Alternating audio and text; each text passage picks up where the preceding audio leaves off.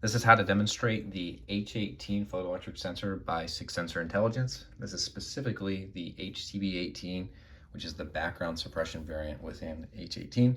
And the demo prop you'll be using is this placard here.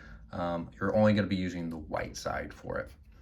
Things I like to talk about with the H18 is it's a sensor that gives installation confidence. And this is due to the signal strength bar that can either be used as an alignment aid for things like the retroreflective variant of this, which is demonstrated in that video, or it can also be helpful in the background suppression version when you're trying to teach to objects that are really thin or just challenging to teach to. So we'll demonstrate that in just a second, but really the H18 is about installation confidence. It's also IP69K rated, so it is going to perform pretty well in some washdown applications. It also comes standard with an M18 mounting, and a 1-inch side mounting is also standard for it. And then it has a simple potentiometer for teaching the sensor. Lastly, it is made in Minneapolis, so it is an American-made product. A couple other things to point out is just the size of it compared to like the W10. You can see that it is a slightly smaller sensor. Both are the 1-inch mounting, but it is a slightly smaller sensor than W10. But it is going to be bigger than things like the W4 or the G6, as you see right here.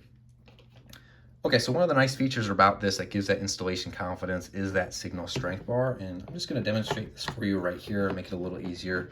So what this does is it shows how much strength or how much signal is being received back from the objects it's reflecting off of. So as we're far out, there's obviously no signal received, and as you get closer to as your hand gets closer, or you get closer to the object, you get more and more signal back from the object, showing you really the kind of the quality of your teach.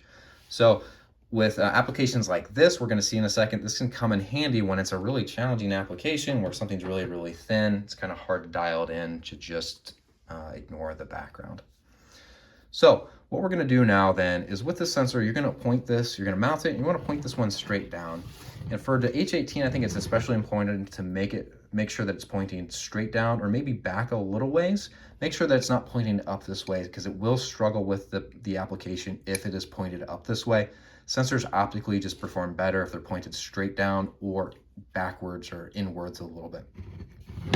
Okay, so what we're going to do is, just like with all of our other sensors, we're going to just dial this back, so we're going to just barely ignore the background. So we can just dial it up, make sure we can see it, and then bring it back just a hair so that we have just like no signal coming back. Next, you're going to take your white card and you're going to slide it right in front, and we're going to demonstrate that we have reliable detection of the sensor. So again, this is a challenging application, not as challenging as the black side, as there's more light being reflected from white than black. But you can try it if you really dial this thing in correctly, or not correctly, but if you really dial it in tightly, sometimes you'll be able to see the black card. I wouldn't choose to demonstrate this because sometimes it's hit or miss, because this is a pretty challenging application. But as you can see, it's doing it about 50% of the time for me right now. In challenging applications like this, I would recommend going to something like the W4S, the W10, or even the G6 has a little bit better performance than the H18. But all in all, the H18 still has pretty good performance, and it does give you this signal strength bar to give you confidence in its teaching.